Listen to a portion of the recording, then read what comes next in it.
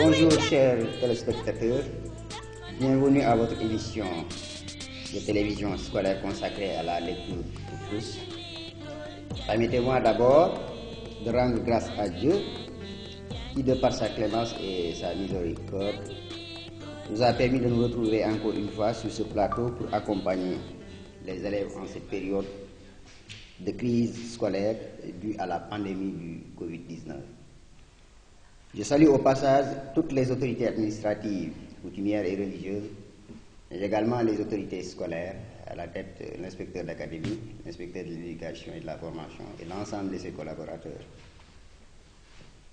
Alors, l'émission d'aujourd'hui maintenant reçoit l'équipe de la LPT, composée de M. Faloulo, M. Massamba Diouf, M. Sambassi et M. Modusek. Alors, votre émission sera consacrée à la lecture pour tous, au CE1, et va se dérouler comme suit. Je donne la parole à M. Modusek qui va nous faire une sensibilisation, toujours pour la maladie, renforcée par M. Sambassi, et M. Diouf, Massamba, va revenir sur l'engagement parental. Et pour la deuxième partie, maintenant, sera consacrée à la leçon qui sera prestée par M. Lo. Donc, mbokk téléspectateurs yi tey ñu ngi lay dëkkal seen émission LPT muy lecture pour tous liifon bu ñeel bépp xale mu dalal tey nag ay jàngalekat yu mag yu xarañ ñu ràññee ci M. Lo, M. Massamba Diouf, M. Modou Seck ak M. Samba Sy. tey nag li ñuy def mooy suñ première partie rek mooy dañuy ñëw ci sensibilisation waxtaan ci mbiru maladie bi loolu mooy dama ciy dalal Modou Seck ak Samba Sy ñu waxtaan ak njaboot yi waxtaan ak xale yi ak parents yi gën ñoo ñaaxaat ndax ñu mën a préparer incha allah rabbi reprise bi à partir du 2 juin. Bonjour monsieur Seck. Bonjour monsieur Samb. Bonjour chers collègues, chers téléspectateurs. Voilà, donc sans tarder nous allons essayer de faire la sensibilisation sur la maladie à prendre en charge. Donc si loolu donc Samba kii monsieur Samb vraiment parce que dañuy wax ak suñu mbokk parents d'élèves yi donc faaw ñu am dénkaan yi nga xam dañ leen koy jox pour que xale bi ëllëg su waree retourner mu mën a retourner ci jàmm ak salaam. ci loolu xale bi am na ay mbir yu mu war a doxal bokk na ci su jógee ci kër ga di dem ci école bi nañu fexe ba parent bi teel ko waajal ba nga xam ne retard yi nga xam ne moom la élève doon am dina ko mën a moytu. ci waajal bi mooy lan na xale bi teel a jóg na teel a sangu na teel a jël ndékkee waaye su jugee foofu ci kër ga bay ñëw ci école bi su yegsee na raxas loxoom bi ak saabu wala mu jëfandikoo loolu ñu naan gel hydroalcoolique. lu tax ñu bañ tardé bi parce que la amoon dootul am ça veut dire xale bi toog ba -5 mu ñëw daw rek dugg ci classe loolu dootul am ndax dafa am yeneen mesures yu bees yu nga xam ne dañ ko jël yu nga xam ne donc su xale bëggee ñëw -5 bëgg a def bëgg a jël yi mu war a def yépp kon xale yi mën na tardé ci ay njàngam donc loolu moo tax ñu war a teel a waajal xale yi ba nga xam ne danañu teel a ñëw. léegi nag xale bi waajal nañu ko ba pare. léegi bu fekkee na maintenant ñëw na nag. mi ngi ci école bi. mi ngi ci loxoy jàngalekat bi. mi ngi ci loxoy directeur bi. bu boobaa yan matuwaay la ñuy xaare ci école ba foofu. voilà donc ci loolu aussi balaa ñëwee ci wax parce que xale bi dina jóge këram. dina am ci mbedd yi mu jaar. donc foofu dañ ne xale bi bu mu nekk di joxante loxo ci mbedd bi saa bi su jóge këram rek su dee sax mën na ànd ak mag moo gën mu gunge ko su mënta ànd ak man bu mu xaar kenn moom dong na dox ci yoonu boppam te bañ a jàdd fenn di nuyoo ak a joxe loxo nuyoo nag mooy joxe loxo la ñuy wax mais su la neexee soo rombee si kii mu nga ne ko salaamaaleykum loolu amul benn problème mais joxe loxo bi la ñuy fay mais aussi toujours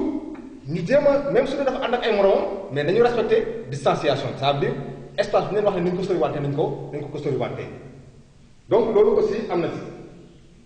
mais beneen mbir mi mooy na xale bi di sol ay masque yi nag suñ si ñëwee wax nga la benn masque la xale bi war a am lu mu néew xale bi war na am lu toll si juróomi masque yu nga xam ne dina ko mën di échange ndax nee nañ la masque bi soo ko takkee ñetti waxtu après war nga ko mën a dindi takkaat beneen su dee bu ñuy fóot la mën nga ko denc ba dem kër nga fóot ko mais su dee bu ñuy sànni la ci poubelle bi soo ko tekkee demal ba ci poubelle ba nga dugal ko fa donc loolu aussi ñu bàyyi ko xam bañ ko bàyyee benn masque rek suy ñëw lundi moom lay indi mardi moom lay indi mercredi moom lay indi donc loolu mën na yokk joote kon loolu aussi ñu bàyyi ko xel bu baax a baax maintenant su yegsee ci biir école bi comme ni ñu ko waxee am na dispositif yi nga xam ne kooku moom directeur moo koy jël te ci dispositif yi bokk na mu teg ci biir école bi bépp matuwaay bu nga xam ne su xale bi ñëwee dina ko fekk bokk na ci ndox mu doy bokk na ci saabu bokk na ci aussi gel hydroalcoolique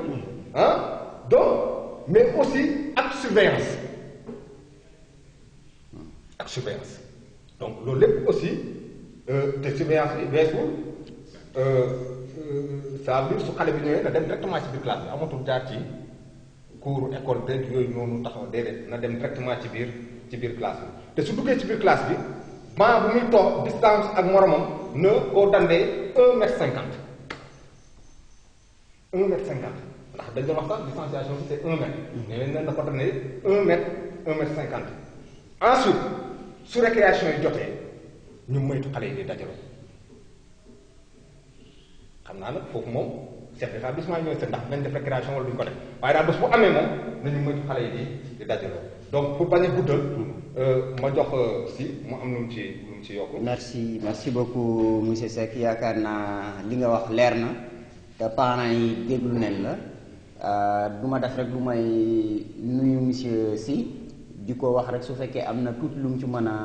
compléter rek ci wàllu sensibilisation bi ndax dóor lu mu tax ndabali du ko yàq. donc merci monsieur Samb maa ngi ñuy sant yéen ñëpp vraiment di kontaan ci bokk ak yéen plateau donc liñ ci yokk rek mooy ñun côté bi ñuy wax mooy crainte bi ci nit ñi am quoi ci delluwaat ci école yi parce que ñu bëri am nañ ci jaaxle que ce soit parents d'élèves yi am na ci jaaxle que ce soit encore itam enseignants yi itam am nañ ci jaaxle mais ak tout compte fait lu mun di am itam foog ñu dalal suñu xel parce que ñëpp nangu nen ne parce que borom xam-xam yeeg wax ñëpp nangu nen ne feebar bi nekkul loo xam dina fi gaaw a jógee kon léegi nous sommes obligés de vivre avec te léegi nag loo xamante ni foog nga dëkk ak moom nag munoo toog na yàgg ci toog di xoole defoo dara. gan bu ñëw. te du dimi. foog nga dëkk ak yow.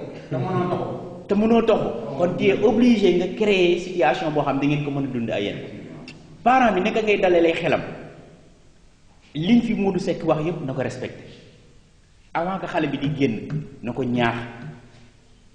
ci naka la war a comporter ci yoon bi naka la war a comporter école parce que école moom déjà am na lu ko fa am na sécurité bu mu fa am parce que il est avec le directeur n'est-ce pas kon foofu amul luñ ciy xelaat léegi daal beneen côté bi mooy côté enseignant yi parce que tey ñun tey dañuy wax nous sommes les soldats de la craie n'est-ce pas kon tey xare am na xare ci li ñu nekk nii xare la c'est de la guerre médecin bi mi ngi dem di guerre ñun tam enseignants yi mënuñoo toog avec les mains vides créer leen am pour xeexee ko kon loolu la ñuy dem di xeex ji avec la foi maintenant parce que nit ki looy def lu nekk rek da nga koy gëm souvent di nga xamante ni combat bi dama koy ñàkk mais da nga koy ñàkk avec dignité te lii nekk lu ñuy ñàkk parce que ñun yàgg nañu relever ay défis enseignants yàgg nañu ko du tey kese kon c'est pas la dernière fois que tey ñuy toog ci am ay soucis ak yooyu noonu nen am foi ci encore ci ñun daal ci côté boobu daal Abdou laa ci bëggoon. nañ am foi Massamba loolu am na solo dégg nañ la te li nga wax parents yi yaakaar naa lu am solo la ñu ko jëfee incha allah ci noonu rek la ñuy introduire suñu collègue Massamba Diouf Massamba ñu lay nuyu di la ziar di la dalal ci sa télévision scolaire di xaar ci yow nga ñaaxal ñu parents yi ndax ñu mën a taxaw dogu mën a jël ay jumtuwaay ngir mën a accompagner élèves yi incha allah ngir ñu mën a jëm ci le 2 juin. waaw jërëjëf monsieur Samb ñu ngi lay sant di la gërëm ba may commencé naa sant ñi fi nekk di sant monsieur le principal bi nga xam ne c'est le coordonnateur di sant suñu technicien monsieur Sarr Codé ak suñu doyen à côté suñu doyen Kouyaté nga xam ne ñoom ci équipe bi la ñu bokk di remercier les autorités à commencer par l'autorité administrative, le gouverneur et les préfets, les sous-préfets. Ensuite, à monsieur l'inspecteur d'académie de l'éducation et de la formation, l'inspecteur de l'éducation et de la formation, et le pool des inspecteurs, tout le personnel enseignant de la région de Kaffrine. Léegi bu ñu weesoo foofu comme ni nga ko wax ci wolof lañ koy def ndax engagement parental lan wax ndax léegi am na loo wax mooy lan mooy da nga ne gan bi nga xam ne dafa ñëw dëkk si te mënoo taxu bàyyi ko te da nga war a xeex ak moom pour mu dem kon gan boobu comme mi ngi fii te ñun suñu xale yi nee nañu mënatuñoo dem école surtout xale yu ndaw li jëlee CI ba baa ngay egg sama kon ñooñu dañ leen war a bàyyi ci kër gi nan la ñuy toogee ci kër yi buñ toogee ci kër yi parents yi dañ leen di yégal leen warul leen a bàyyi ci seen sago c'est que nag am na lu bari loo xam ne ay jafe-jafe la pour parents yi comme li ñuy wax parent mooy lan parent d'élève ki nga xam ne moom mooy bàyyi xale bi wala moom mooy ndeyu xale bi kese parent d'élève dafa yaatu ki nga xam ne dañ la dénk benn xale ngay magam wala ngay nijaayam wala ngay maamam wala ak loo mënti doon mu nekk ci kër gi di war a jàngi yow parent d'élève la bu boobaa da nga war a dox ci moom li parent d'élève di dox ci moom su boobaa jafe-jafe yi ñuy am mooy maanaam dañuy xamul ne xale yi dañ leen a war a jël ci kër gi dañ leen a war nañoo mën a dimbale xale yi bañ réussir ci kër gi te pourtant loolu war na mën a nekk ñenn ñi xëy na gaa seen njàng dafa soriwul mais loolu teewul ne war nañoo mën a jàppale xale yi ñenn ñi dañu mel ni dañuy wóoluwul seen bopp wala ñu yaakaar ne école rek mooy li nga xam ne mooy milieu bi nga xam ne moom moo war a jàngal xale yi wala maître yi kon loolu lépp bokk na ci li nga xam ne ay gàllankoor ñeneen ñi dañuy am ay xale macha allah yoo xam ne dañuy am ñetti xale wala ñeenti xale ñu ne mënuma topp kii ko loolu mënuma ko loolu mooy tax ñu bëri dañuy daal di taayal ñeneen ñi dañ leen di liggéeyloo ci kër yi liggéey yi maanaam mën na nekk liggéey boo xam ne day jëm ci wàllum togg beneen bi mën na nekk liggéey boo xam ne ci wàllu tool lay jëm wala ci kër gi maanaam ëtt bi yu bëri yooyu bokk na ci li nga xamante ni day gàllankoor xale yi yeneen yi boo waxee parents yi dañu naan ñun amuñu jot parce que dañoo bëri li ñuy liggéey ba bëri liggéey bi mooy souvent ñu ngi ci togg bi ñi ne ñu ngi tool ñu ne awma jot pour toppatoo xale yi alors que loolu lépp pourtant mën nañ koo boole te teew ñu toppatoo seen xale yi ci kër gi bu boobaa nan la ñuy def parce que parents yi dañu war a xam ne ñoom ils jouent un grand rôle seen part daf ci rëy dafa rëy du jàngalekat yi kese lay mais seen part dafa rëy war nañu def lépp pour xale yi am temps ñu créer benn endroit boo xamante ni ñoom dañ fay mën di toog di jàngal di jàngal xale yi ñu fay jàng su boobaa ñu daal di surtout am na ñoo xam ne surtout lecture pour tous moom dafay insister toujours sur ci xale yu jigéen yi waaye nag ñëpp la ñu wax boo créé benn endroit maanaam benn rumb boo xamante ni dañ fay tegal xale bi nga aménager ko bu mu baax nga tegal ko ay jumtukaayam mu fay jàng loolu bokk na ci li nga xam ne waa lecture pour tous ñu ngi koy sàkk ci yéen nga déglu xale yi di koy yenn saa nga koy laaj ci njàng mi nga xam ne moom lay def ci li muy liir nga di ko ci laaj yenn saa am na foo xam ne bu fa egsee ci wolof surtout war nga ko mën a gàgganti ci biir loolu aussi mën nañoo encourager xale yi di leen neexal yenn neexal yoo xam ne day xale yi sawar di vérifier maanaam jumtukaay yi ñu yor am na benn téere bi ñuy wax téere kër maître bi am na téere bu nekk école boo xam ne moom la ñuy jàngee ca école bi waaye bu ñu paree li nekk ci téere boobu nekk na ci téere bi nga xam ne moom la xale yi di indaale ci kër yi kon parents d'élèves bu xale yi indiwee seen téere yooyu laaj mën ngeen leen a laaj lan mooy téere kër jox ma seen téere kër suñu leen ko joxee rek ngeen leen fan la ngeen jàng tey bu boobaa dinañ la wax woon fu ñu jàng ci biir loolu am na nataal yu ne ci biir nataal yooyu mën na laa dimbale pour nga mën a xam lan la xale bi di jàng nataal yooyu bokk na ci yi nga xamante ni moom day joxuñ xale bi fan lay war a jàng day won xale bi fan la war a jàng bis boobu parce que ci biir yooyu am na ci nataal yooyu am na ci ay mala am na ci ay garab am na ci ay picc picc sax mala la yooyu nag mooy wane ne xale bi fii la war a commencer tey fii la war a yem bu paree ci loolu ci lii la war a dem am na yeneen nataal yu ndaw comme ay biddéew ay kanam yuy muuñ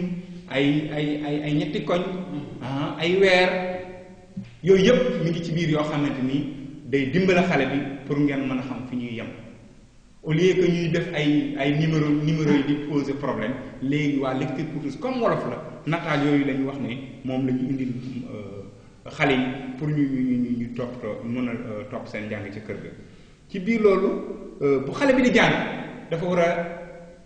di joxoñ li muy jàng di ci teg baaraam am na ci solo lool bu ci teg baaraamam di rëdd dinañ xam fi muy toll yow parent bi da nga ko mën a topp ci njàng ci li muy jàng donc te leen di wax nag bu ñuy jàng ñuy wax ci kaw keroog joxe naa benn misaal yaakaar naa ñëpp xam nañ ko xale bi bu nekkee ci benn pàcc boo xamante ni am na nataal nga xool nataal bi ndax méngoo na ak li muy jàng su méngoowee rek nga xam ne kii mi ngi ci yoon waaye su méngoowul nga xam ne kii li muy jàng du waaw kon nataal yooyu daal loolu moom bokk na ci yi nga xamante ni mooy moom daal lañ waxoon ci mën nañ ko yëkkati ci engagement parental maanaam parents yi nan la ñuy engagé pour mun a toppatoo seen xel yi ci biir kër gi ndax njàng mi fi mu nii bëri na pour xale yu ndaw yi waaye nag pour xale yi nga xam ne ñoo def CM2 maanaam yu war a def examen le 2 dañuy daal di dem école kon bu loolu daal la am ci li nga xam ne moom lay wax ci engagement parental jërëjëf. jërëjëf Massamba jërëjëf yaakaar naa li nga wax ci engagement parental am na solo njàng mi bëri na pour xale yu ndaw yi waaye ñu ngi koy wéyal ngir xale yi nga xam ne ñu nga war a dem joŋante ji ca examen certificat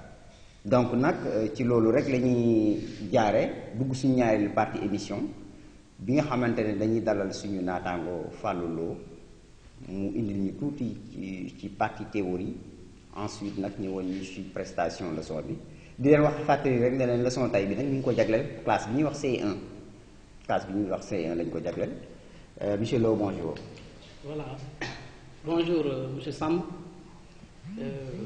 Permettez-moi d'abord de saluer l'ensemble du groupe, à savoir monsieur Samb. Merci. Et monsieur Diouf, Massamba, mais également monsieur Seck et monsieur Si. Et de saluer au passage aussi l'ensemble des initiateurs du projet. Et je pense qu'ils ont très bien compris que le métier d'éducateur, l'éducation vise le développement et le perfectionnement de l'individu. Sur le plan moral, sur le plan sur le plan intellectuel, je veux dire.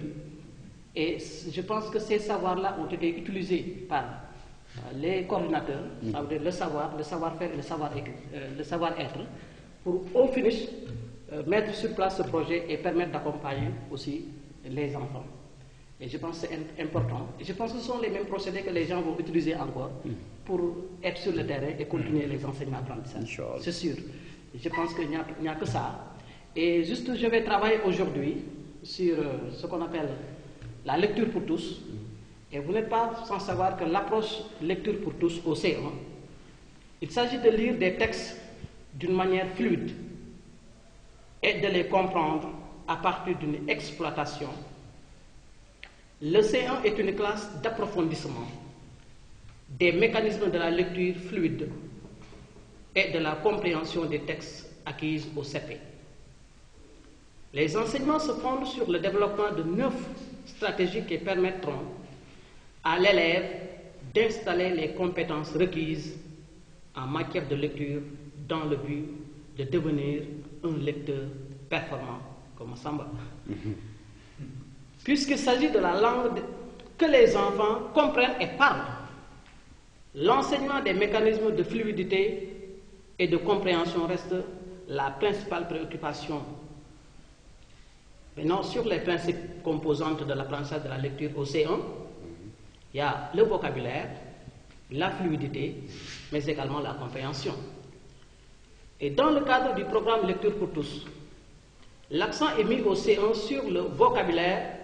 la fluidité et la compréhension. Ces trois composantes se trouvent renforcées par l'écriture. Maintenant, parlant de la compréhension que je vais étudier aujourd'hui, la compréhension est l'habilité à saisir le sens des idées, exprimées oralement ou par écrit. Comprendre consiste à saisir le sens d'un message écouté. On parle alors de la compréhension orale ou de la compréhension à l'audition.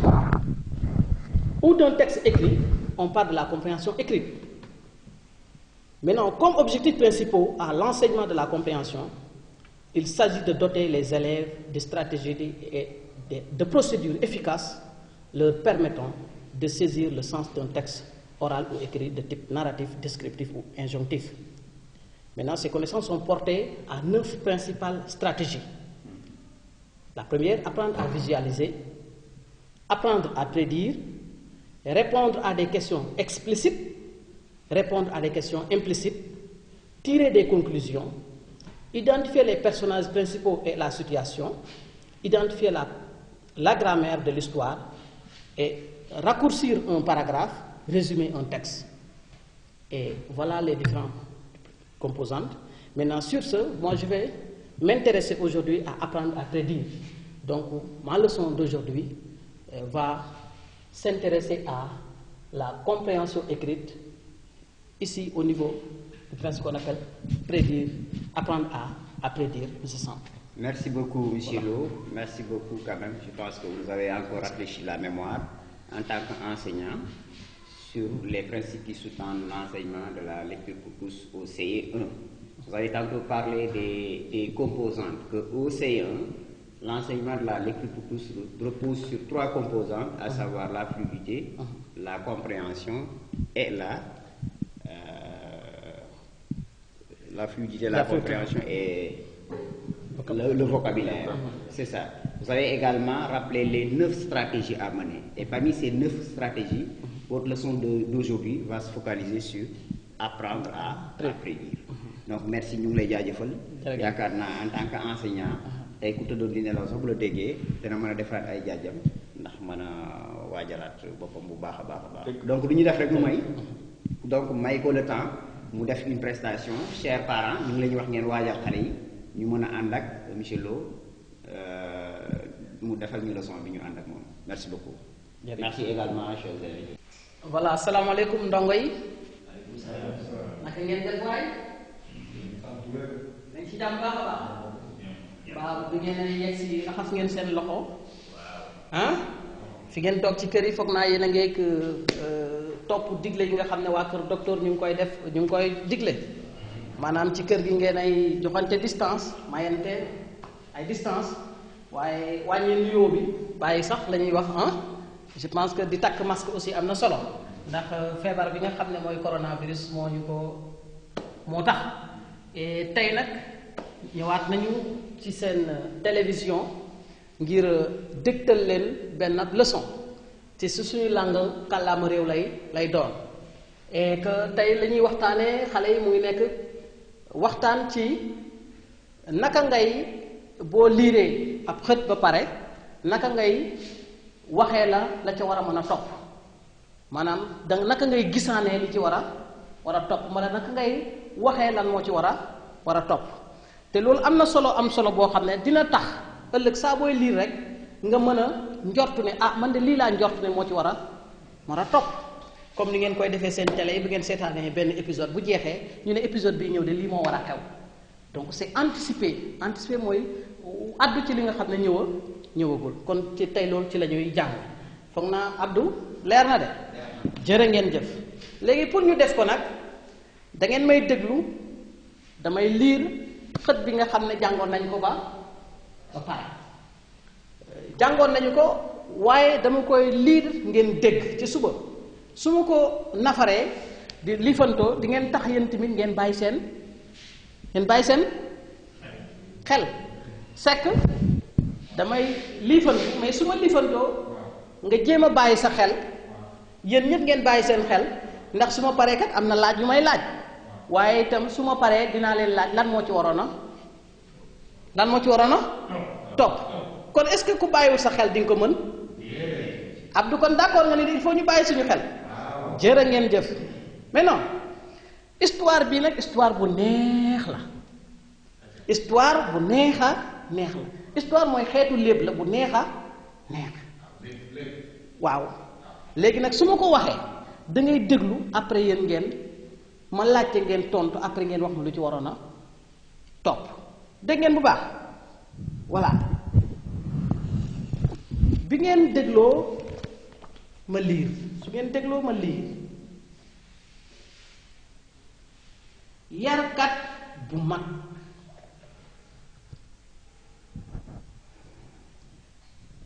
maam Ndeene Ndaw ku bëgg Mari ak Badu la sëtam yi am yar bu baax lu ko yitteel la suba teel lay jóg yee xale yi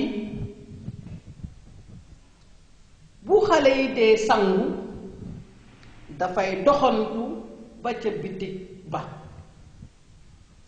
jëndal leen fa meew su seex yi di ndékki seen maam dafa leen di seetlu saa su nekk daf leen di soññ ci ñu fonk li ñuy lekk moytu di ruusal mburu mi tey bi xale yi di ndékki muus mi yoot di wut lu mu lekk dégg ngeen bu baax li ma liifantu mën naa ko waxaat walla déglu ngeen bu baax ma waxaat ko déglu leen bu baax Samba dégluwaatal bu baax ndax dinaa la am ay laaj yu ma lay laaj dégg nga boo ko turbee nag xam nga fi ma doon jaar ak yow ah jaajëf bii mu ngi tudd yarkat bu mag maam Ndeene Ndaw ku bëgg Mari ak Badu la sëtam yi am yar bu baax lu ko yitteel la suba teel lay jóg yee xale yi bu xale yi dee sangu dafay doxantu ba ca bitig ba jëndal leen fa meew su seex yi dee ndékki seen maam daf leen di seetlu saa su nekk dafa leen di soññ ci ñu fonk li ñuy lekk moytu di ruusal mburu mi tey bi xale yi di ndékki muus mi yoon di wut lu mu lekk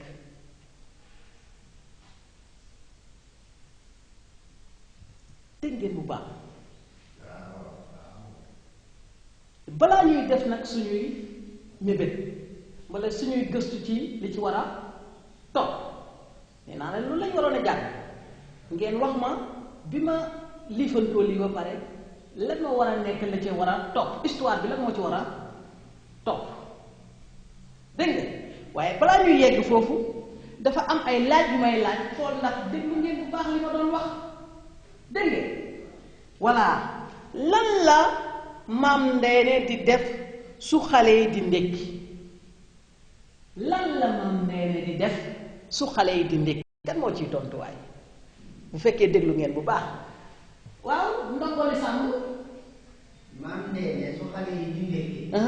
dafay toog di leen seetlu dafay toog di leen seetlu sàmm yoroo tënk doo jàpp di moyes waaw comme ni Abdou waxee xale yi léegi maam Ndeene da leen di bàyyi xel daf leen di bàyyi xel yow ndongoli sàmm Diouf maam Ndeene da doon nelaw. da doon nelaw jaajëf yow ndongoli Seck maam Ndeene dafa demoon boutique dafa demoon boutique bi waaye daf ne maam Ndeene lan lay def si su xale yi di ndékki kon boo gis nañ ni ndongoli Sàmb trouvé na ko maanaam jàpp na tontu bi mooy dafay toog di leen seet Seck da ngay déglu bu baax waxoon naa la nga bàyyi sa xel ndax nga mën a tontu ma ñëwaat ci beneen laaj bi yow dinaa la may juróom sax tey waaw moo tax ma leen doon wax di leen fàggu pour ngeen déglu ndax mën a tontu ndax boo déglu doo mën a tontu beneen laaj bi mooy lan la muus mi di def lan la muus mi di def bi ñu liiree xët bi ba pare jukki la wala doon lan la muus mi di def waaw ndongoli si muus mi da doon yoon da doon bëgg a lekk di xale yi téye da doon yoon bëgg a jërëjëf dégg naa waaw ndongoli Seck da doon yor pour këpp meen yow ndongoli Diouf moom da doon yoon pour lekk pour sàcc li xale yi di lekk. da doon yor pour sàcc li ndongoli Sàmb da doon nelaw kanaa dégg waa déglu leen kon ma am na ay wuutee ci tontu est-ce que duma liiraat ngeen déglu ko mbala ma jox leen tontu bi voilà kon dañuy jàpp ne dafay yoor di wut lu mu lekk muus mi da doon yoor pour ut lu mu lekk xam nga utewut li ndongoli si wax utewut li si di wax utewut lu ndongoli Juuf wax donc mooy muus mi daal mooy janaat ji da doon yoor pour ut lu mu lekk léegi nag jëg waaw moom maa ngi ñëw léegi li ñu war a def mooy dañuy def li ñuy tuddee yaakaar li nga xam ne moo war a ñëw ku ci nekk déglu nga histoire bi fu mu toll ku ci ne am na xel mu mu am ak njort gu mu am ne xam naa lu ci war a topp dégg ngeen ci biir loolu nag laay laaj kenn du nekk ci yéen pour yéen lan moom lan la ci war a topp ginnaaw bi ñu dégloo histoire bi ba muus mi di ñëw di wut lu mu lekk lan moo ci war a topp pour yéen waaw ndongoli Seck dafay muus mi day aussi xale donc nañ jàpp ndongoli Seck nee na moom li war a topp ci mbir mi mooy muus mi dafay aussi xale yi jërëjëf ndongoli Seck rafetlu naa sa xalaat ndongoli Sàmb xale yi dañuy dàq muus mi. donc muus mi buy yor di wut lu mu lekk xale yi dañ koy dàq rafetlu naa sa xalaat kon jàpp nga ne liy topp ci histoire bi mooy xale yi danañ dàq muus mi mu yem fa jërëjëf ndongoli si man de li ma jàpp ne moo ciy topp muus mi comme ni ñuy yor yée day gaaw mu naan ñoom rek xale yi yëg nañ naan ne leen dàq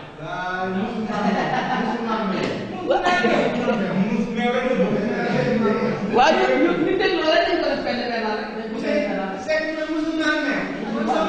waaye léegi xaar leen Sàmb ndongoli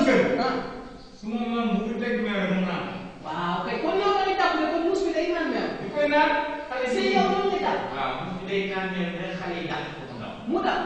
monsieur muus bi day tur meew. da koy tur. jërëjëf. waaw léegi xam nga seen xalaat rafet na ndongoli Sarr yow loo jàpp. moom day nelaw rek.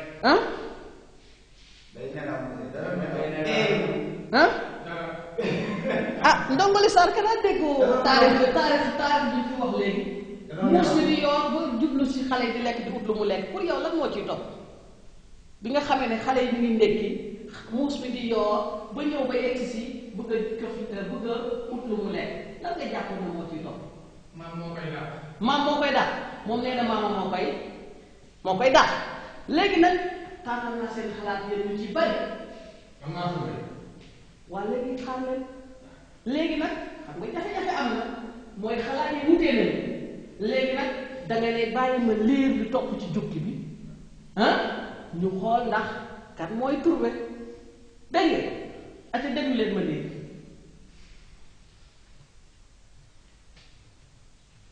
balaa loolu man est-ce que duma joxe sax sama xalaat man war naa mën a joxe de man daal li ma jàpp mooy muus mi dafay naan meew li sàmm wax man foofu laa far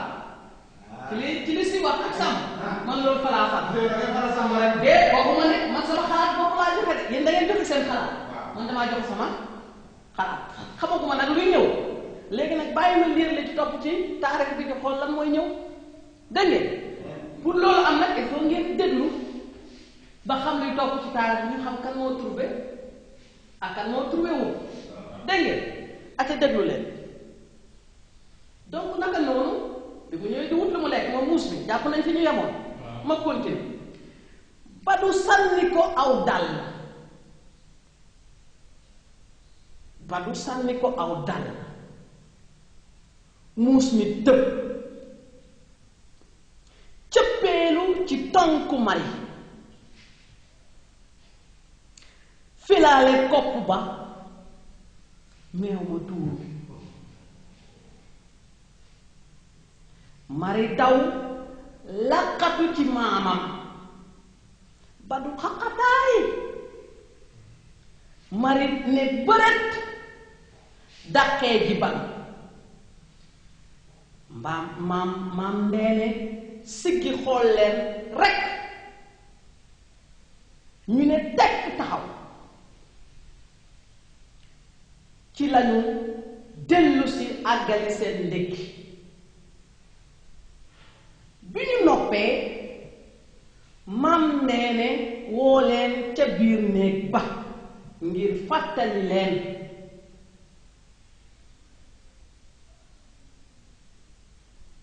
nit ku baax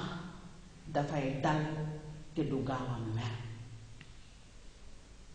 maam ndeene yokk ci ne kenn warula def mala lu metti waxatuma la sa moroomu nit ginnaaw loolu xale yi rus xoolante muuñ këf seeni saak jubali école seen yaay ji ko fekkee kontaan lool ci nii seen maam doxalee yaay astu gis na bu baax ni ko maam ndeene di jàppale ci yaru xale yi foog naa tënk ngeen ma jàpp ngeen li ma wax wala ma ñëwaat leer na Samba leer na nañu maintenant on va vérifier nos appréciations nañu vérifier lañu tënkoon lan ngeen jàpp yéen bi ngeen liiree am na lu ñu tënkoon kii damaa trouvé kii damaa trouvé ku trouvé mottaliwul muus mi dafay tuur meew. waaw kii ne muus mi dafay naan meew. waaw yow jàpp nga ne muus mi dafay tuur meew. dafay tuur meew waaw balaa muy tuur meew nañ dem rek balaa muy tuur meew bi lu xew dangaa fàtte loolu loolu yoon. loolu yoon. da doon yoon. waaw muus mi mu doon yoon waaye bu fekkoon nañ ko bàyyi ci yoonam bi est-ce que dana tuur meew mi maa ko sànni mu daal. kon yéen nag muus mi buñ ko bàyyi woon moom kese du tuur meew mi waaye lan moo indi tuuru meew mi si jërëjëf ndax meew mi la doon yeew. am na solo dafa doon yeew waaye moom bu fa ko yeewoon ba yegg si pare est-ce que loolu noonu la doon doxalee moom waaw bu yeewoo kay doon naan. dafay naan c'est que ndox mi c'est que mun na ko si xale yi su yegsee. mën na ko si xale waaye est-ce que xibaar yi ñu la jox bi ñu joxee ñaari pàcc bi est-ce que xibaar yooyu wax nañ ci ne koy xusi xibaar bi lan la joxe kon dafa wax ne Badou daf ko sànni aw daal. da ko sànni aw daal muus mi tëb. muus mi tëb daal cëppeelu ci tànk. kon xosi bi nga wax am na ku ma xosi waaw ku ma xosi Marie. Marie waaye bi ñu ko dóoree mu tëb dal ci pànku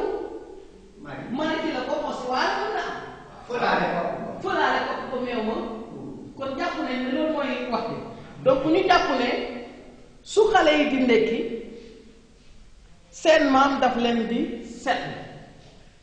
di leen fàttali ne lekk dañu koy wormaal jàpp ngeen leçon boobu lekk dañ koy war di wormaal ndax dafa nekk lu ama am solo nit bu lekkul dafay dee moo tax nag yéen xale yi bu ngeen lay lekk na ngeen ay wormaal li ngeen ay lekk am na solo lool bañ di lekk di tuur waaye aussi bañ di lekk lu leen neexee taji muus mi dafa tëb cëppeelu ci tànku mari fëlaale kopp ba meew ma tuur gis nañ ne kon lii moo topp ci taarix bi ndekki dootu am rek du am ndax kat mënoon nañoo wax muus mi sit bañ ko sànni aw daal keneen du am luñ ci naan waaye monsieur. man su ma la déggee. waaw maam ne li ñu xoolee xale. waaw dañu ñëw toogaat continuer seen ndekki. waaw mais nag xel. parce que du meew mi mën naa am kese moo fa nekkoon peut-être maam mun naa ne demoon na ca boutique ba mën naa am bu jëlee la leneen li continuer di ndekki wala ñu lekk cere bi noonu. waaw mën naa nekk itam def si yëpp saalum rek mu ne ci def suukar rek aca donc gis ngeen li ñuy jàng tey dafa am lu ñuy jëriñ li ñuy jëriñ mooy saa booy liifal ko rek ba tollu fenn fii am na ca war a topp te la ko war a topp noonu moom moo lay ñaax pour nga bëgg a liir liifalu li ci di war a ñëw donc boo gisee képp ku bëgg a liir ku bëgg nafar rek mooy bëgg naa xam ni xew te pour nga xam ni xew am na sa xel lu lay jox noonu jox ko ne moom moo ci war a topp léegi nag pour nga xool li nga jox ne moom moo war a ñëw ak li war a am il faut nga continuer di liifal ko ngir donc loolu mooy tax nag nit ki si lu gën a bari di am wet di bëgg di liir et je pense que loolu mooy mujj defar nit ki ba nga xam ne dina am xam-xam bu bari ba mel ni ndongo yi nga xam ne moom laa am fii tey gis ngeen kon nag li ma ciy jàngal rek mooy nañuy liifal ndax liifal dina tax am xam-xam mais liifal dinañ ko am dinañ koy def aussi ngir mu jëriñ lu bare donc daal ku ci bëgg am xam-xam bu bari il faut ngay liifal bu di jongante téere yu bare foog naa tey de comprendre ngeen leçon bi neex na waaye tàcc leen seen bopp waaye voilà mesdames, mesdemoiselles, messieurs, merci. Merci téléspectateurs yi merci monsieur Lo. jërëjëf xale yi damaa bëgg ngeen tàccu mu monsieur Lo yaakaar naa ne leçon bi mu def am na solo ci jiital sa xalaat ci li war a ñëw jiital sa xalaat ci taarix ci histoire bi nga xam ne nettali na ko première pàcc bi déglu nañ ko am na solo te xale yi dinañ ci gën a bàyyi xel li ñu ci jàngale rek mooy suñ lay dégtal dara da ngay bàyyi sa xel da ngay teelu ndax soo teeluwul doo mën a xam la cay topp ñu ngi koy rafetlu bu baax a baax donc l'émission tire à sa fin et avant de quitter je vais devoir maintenant se donner la parole pour le mot de la fin. D'abord, monsieur Diouf, si vous avez quelque chose à dire rapidement. Bon, pratiquement l'essentiel a été dit, xanaa peut-être di remercier yëpp di sant ñëpp di sant monsieur le principal di sant le technicien monsieur Sarr et tous les collaborateurs di sant équipe bi nga xam ne moo fi teew xëy na am na koo xam ne empêchement moo tax muy monsieur Sandor Chaban donc di jaajëfal équipe bi yëpp bàyyiwuma kenn commencé par monsieur Seck monsieur Lo monsieur Sam et monsieur Sy ñu ngi leen di sant bu baax a baax donc de renouveler suñu confiance également di leen jox rendez-vous après la fête xam na dañuy suspendre nañu pour yi nga xam ne mooy pour rajo bi à partir de demain lii également xam naa dañuy leen di suspendre ba kii ba pare ba ñu def bilan après ñu daal di yoon a xoolaat nan la ñuy def rendez-vous mais néanmoins LPT moom yaakaar naa ne dinañ continuer loolu daal laa xamoon li nga xam ne moom laa ci yokk asalaamaaleykum. merci beaucoup LPT bi dina continuer parce que xale yi ñu ngi ci kër ga ak seeni téere kër yaakaar naa ne foofu mën nañ di wéyal seen jàng li nga ñaax ci parents yi suñ dogoo mën a ànd ak xale yi rek LPT bi dina continuer su continuer dina relever le niveau de la lecture merci beaucoup Massamba monsieur Sy su fekkee am na. waaw merci c'est de féliciter suñu collègue bi monsieur Lo vraiment il est à la hauteur quoi vraiment prestation médiateur di remercier l'ensemble du groupe 6 gars yëpp vraiment ak cobaan fi nekkul quoi di remercier encore monsieur Fodé Sarr vraiment ak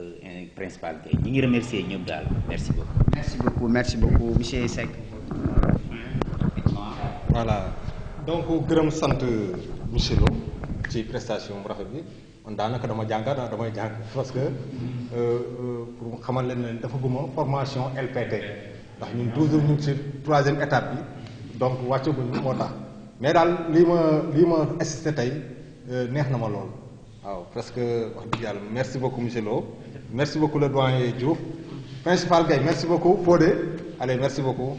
merci à tout le monde. Merci beaucoup monsieur Seck ñu ngi lay sant di la gërëm donc lu ñu def rek lu may jox kàddu gi le prestataire. Voilà, merci beaucoup monsieur Sam comme professeur en langue wolof laa nekk tey moom rek laay àddu. Voilà di sant di gërëm ñi nga xam ne ñëpp jàpp nañ ci émission bi ba mu jàll les coordinateurs depuis c'est-à-dire l'IEF en personne mais aussi le principal Gueye ak coordinateur bi inspecteur Faye vraiment seen taxawaay ak ci kanam ndongo yi rafet na lool et suñ caméraman bu ñaawul bi di ñu def waa Presse Art di ñu door a liggéey bu am solo ñu ngi koy sant di gërëm di leen sant nag yéen samay naataangoo vraiment jàpp ngeen ci liggéey bi yàlla na leen yàlla fay gis nañu gunge bi ngeen ay gunge xale yi te nee nañ éducation moom dara mënul ko remplacer si loolu rek ci laay tëjee sama kàddu di sant di gërëm ñëpp di nuyu ñëpp sant naa leen gërëm naa leen. merci jërëjëf monsieur Lo éducation dara mënu ko remplacer loolu am na solo di jaajëfalaat ñëpp rek di jox sama kàddu ci remerciement yi jaajëfalaat ñëpp autorités yi seen taxawaay rafet na ñu mbas mi commencé ba léegi ñu ngi accompagner élèves yi. principal bi ñu ko waxee jàngalekat yi professeurs yi house art yéen ñi nga xam ne mu ngi bàyyi seen lépp ñëw di accompagner ndongo yi vraiment kenn amul seen fay donc lu ñu def lu mooy rek bàyyi leen ak yàlla mi am fay yàlla na yàlla fay yëpp yàlla suñu daal merci beaucoup et à la prochaine.